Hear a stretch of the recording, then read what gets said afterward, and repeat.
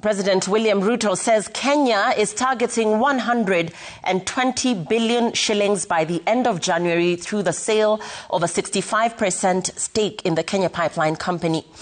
The president insists the proceeds will be used exclusively for infrastructure development, not debt repayment or recurrent expenditure. The funds will be managed under the National Infrastructure Fund. Melita Oletenges reports.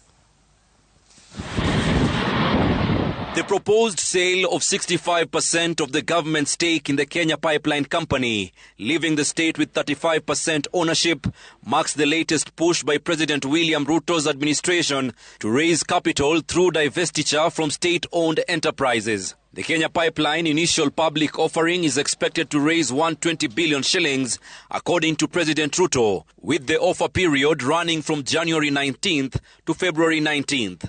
The president says all proceeds will be ring-fenced under the National Infrastructure Fund and committed solely to development projects. Not a single coin of that money will go into paying debts or paying salaries or recurrent expenditure.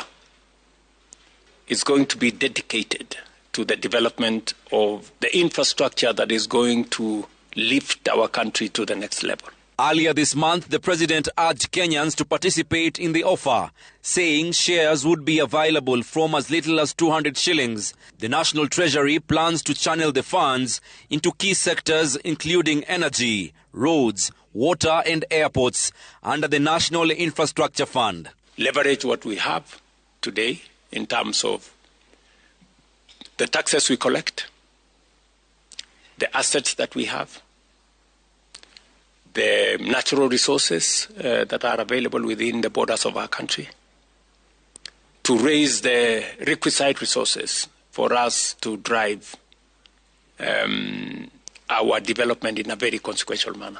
However, the plan faces a legal challenge. A petition filed by Busia Senator Okia Omtata alongside Bernard Mushiri Mushere and Naomi Nyakirario Misati is contesting the proposed privatization of KPC. The petition argues that the process violates constitutional and statutory requirements, citing lack of public participation in the decision to divest the state's stake.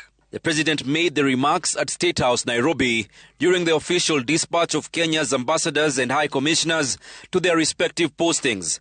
He urged them to protect Kenya's national interests and strengthen mutually beneficial international partnerships. Melita Oletenges, Citizen TV.